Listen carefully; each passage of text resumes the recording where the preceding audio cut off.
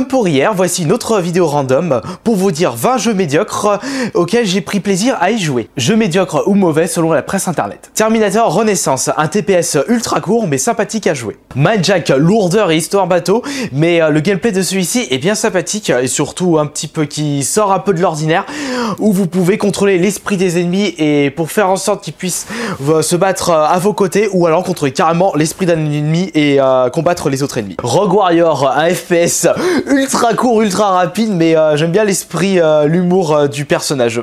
Et du coup, j'ai bien aimé le jeu. Wet, un bullet time assez cool. Iron Man 1, je vous le dis de suite, je ne suis pas du tout fan et je n'ai même pas vu les Iron Man au cinéma, les films, ainsi que je n'ai même pas lu les comics.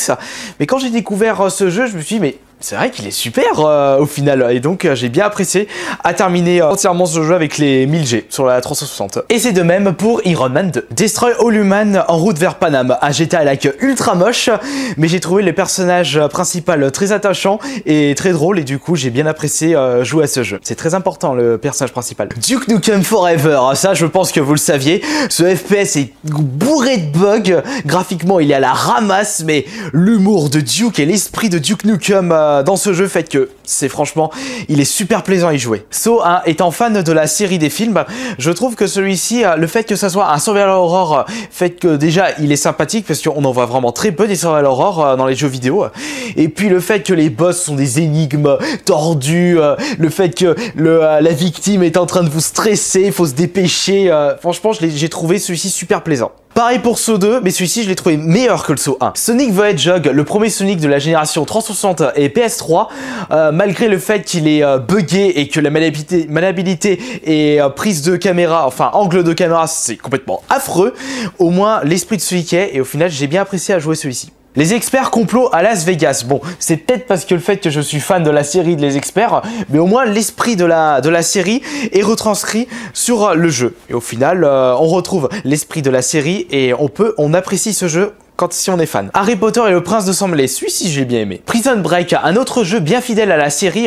Ce que j'ai bien apprécié sur ce jeu, c'est que c'est pas forcément un jeu qui représente directement l'histoire de la série, c'est plutôt un peu un spin-off avec où vous contrôlez un personnage qui n'a rien à voir avec la série et vous voyez d'un autre angle de vue, d'un autre point de vue l'histoire du jeu. Fatal Inertia, comme vous le savez tous, mon jeu préféré de tous les jeux vidéo, c'est F-Zero GX, qui est en fait un jeu de course futuriste.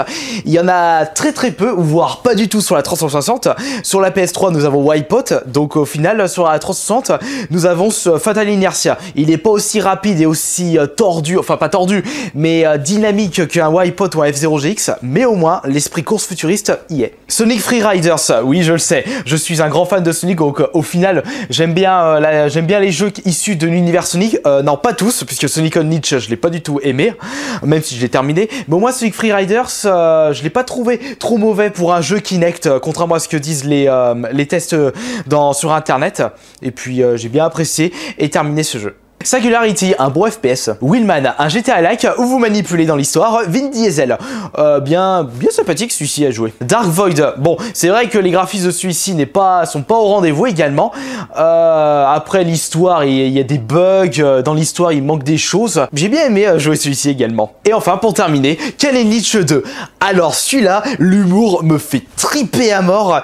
Quand vous avez l'humour dans un jeu qui est buggé, qui est mal foutu, et bah vous appréciez automatiquement le jeu. Et pour conclure cette vidéo, laissez-moi vous dire une chose très essentielle dans les jeux vidéo. Si vous voulez savoir si un jeu est mauvais ou bon, il vaut mieux l'essayer soi-même et non suivre les critiques et les avis des personnes sur internet, car on a chacun notre propre expérience de gamer et nos propres goûts. Et dites-moi en commentaire, y a-t-il des jeux médiocres auxquels vous avez pris plaisir à y jouer et à terminer ?